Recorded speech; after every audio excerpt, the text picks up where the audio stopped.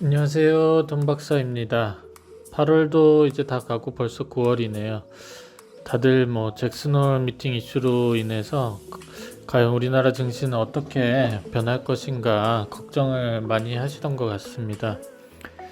저는 이런 말이 떠오르는데요. 이미 맞을 매라면 미리 맞자. 이번 한 번만 넘어가자 하며 그 긴장감을 계속 끌고 가면 결국 증시는 큰 상승을 이루어내지 못하고 어물쩡 저물쩡 위아래 계단식 하락하면서 결국 내려갈 수밖에 없습니다. 하락 기대감이 사라지지 않기 때문입니다. 저는 오히려 테이퍼링을 더 일찍 시작하거나 금리를 빨리 올려서 이런 하락 기대감의 재료를 소멸시켰으면 합니다. 거침없이 신고가를 경신하는 미장을 볼 때면 저 거품이 무너지는 순간이 얼마나 무서울지 예측하기도 힘듭니다. 지난주 걷잡을 수 없는 인플레를 잡기 위해서 한국은행에서 금리를 올리는 일이 있었습니다. 올해 안에 한 번 더 금리를 올린다는 이야기가 있는데요. 아마 올해뿐만 아니라 제 예상으로는 내년에도 계속 금리를 올려야 되는 상황에 도래할 것이라고 봅니다. 여러분들은 이러한 경제 흐름에 맞추어 내가 어떻게 투자를 해야 되는가를 생각해 보는 것이 좋을 것 같습니다. 그럼 오늘도 경제시황 시작하겠습니다. 모든 투자는 개인의 판단 및 책임 안에 진행하셔야 됨을 알려드리고 모든 영상은 저의 개인적 사견임을 알려드립니다. 저번 주에 이어서 이번 주도 방산과 금리 관련 수혜주 쪽으로 또 알아보겠습니다.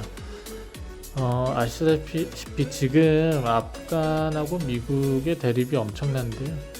아프가니스탄 카불 공항에서 발생한 자살 폭탄 테러가 1300명에 달하는 사상자가 발생했다는 보도가 나왔어요. 그 가운데 테러 발생 하루 만에 27일날 아프간 탈출하는 사람들을 항공기 이송하려는 대피 작전도 있었습니다. 미국은 아프간 전쟁 종료일이자 대피 작전 종료 시한인 31일을 앞두고 추가 공격이 있을 것으로 예상하고 있는데요.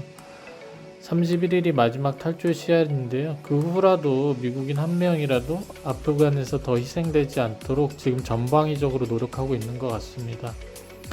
이러한 여파는 결국 전세계 시장의 방산산업에 큰 수급을 불러줄 것으로 예상됩니다. 우선 하나시스템은 저번 주에도 언급을 했었는데요. 방산업체 중에서는 매출 영업이익이 상당히 뛰어나고 아직 추세적으로 계속 상승할 것 같습니다. 여러분이 좋아하는 차트 줄긋기 가져와 봤는데요. 나중에 제가 실시간 방송을 녹화하게 되면 더 자세히 그어서 알려드리도록 하겠습니다. 하지만 이런 차트 줄긋기가 큰 흐름을 봤을 땐 크게 중요하지 않고요. 가격이나 외표적인 지표를 볼 때는 도움이 될 것이라고 봅니다. 상승 추세이고 전고점 대비 8% 정도 남았는데 뚫고 올라갈 것 같습니다. 목표가는 23,000원까지 생각하시고 하시면 될 것 같아요. 저는 손절가는 안 드리겠습니다. 저는 손절을 안 하는 원칙이라서요. 다음은 한국항공우주인데요. 실은 전망도 좋고 재무 상황도 개선되어 있는 하나 에어로스페이스를 들고 오려다가 조금 지지부진한 한국항공우주를 들고 와봤습니다. 재무는 몇 년간 큰 폭으로 늘지 않고 있는 상황이고요. 재무 대비 주가가 좀 낮은 편입니다. 그래도 하나 에어로스페이스 혹은 한국항공우주 둘 중에 누굴 사겠냐, 어떤 기업을 사겠냐 하면 저는 물론 둘 다 사거나 하나 에어로스페이스를 사겠지만 항상 남이 좋다는 거 관심 많은 거 사면 크게 안 가는 성향이 있더라고요. 반전의 매력이 있는 한국항공우주를 추천드리고요. 차트 줄 긋는 거 좋아하셔가지고 들고 와봤습니다. 지금은 하방 삼각 수렴 상황이고 이슈 생기면 10% 정도 선까지 수익 구간 나올 것 같습니다. 하지만 추세가 하방이기 때문에 좀 더 관망하거나 비중은 적게 들어가시는 것을 추천드립니다. 9월 1일 뉴스로는요. 저번 동영상에서 예상했던 금리 인상으로 보금자리 론 등 대출 이율이 올라갈 것 같습니다. 과연 금리 상승으로 부동산 인플레를 잡아낼 수 있을지는 의문입니다. 저번 주에는 은행 관련주를 들고 왔었는데요. 이번에는 보험주 및 건설주를 이야기해 보자고 합니다. 규제를 할 때마다 부풀어 오르는 부동산 가격은 하나의 이론처럼 잡혀 있어갖고 쉽사리 잡히지 않을 것 같습니다. 우선 보험주 흐름 및 건설주 흐름 한번 보시고 적정 가격에서 매수하셔도 될 것 같습니다. 보험주와 은행주는 이제 시작일 것이라고 생각합니다. 처음 가져온 주식은 롯데손해보험이고요. 차트상 매집 흔적이 보이고 주가는 단기 상승 이래 시세 주지 못하고 내려왔습니다. 보통 이렇게 차트상 매집 흔적이 있어도 잘 가지 못하는 주식들의 특징은 재무 상태가 엉망이고 점점 흑자 전환하는 과정이 나와 나중에 폭발적 상승이 나옵니다. 하지만 폭발적 상승은커녕 주저앉을 때도 있으니까 항상 조심하시기 바랍니다.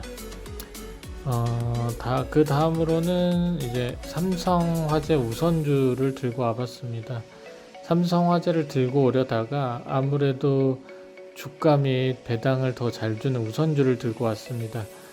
대장주답게 계속 상승해 왔죠. 롯데손해보험과는 다르게 그리고 재무도 계속 크게 성장하고 있고요. 모멘텀도 아주 좋습니다.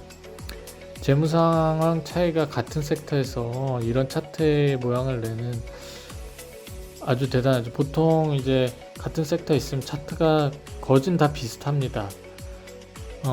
하지만 이렇게 재무 상태가 상반될 경우 차트 모양이 이렇게 다를 수가 있다는 거죠. 우선은 삼성화재 우선주 차트상으로 봤을 때 20만원까지는 무리 없어 보입니다. 그 다음으로 건설주를 보려고 했는데 제가 오늘 뒤에 좀 할 일이 있어 갖고 건설주는 다음 영상에서 찾아뵙도록 하겠습니다.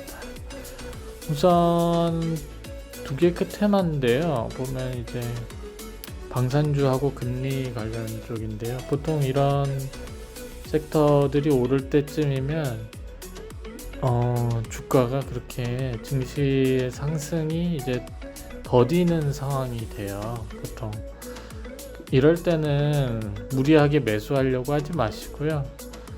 편히 쉬면서 상황이 좀 좋아질 때까지 기다렸다가 상황이 좋아진다는 건 사람들이 이제 많이 힘들어지는 상황이겠죠. 증시가 많이 내려와서 그때 매수를 하시는 걸 추천드립니다. 금주 주말도 잘 보내시고 모두 주식으로 부자 되셨으면 좋겠습니다. 네, 감사합니다.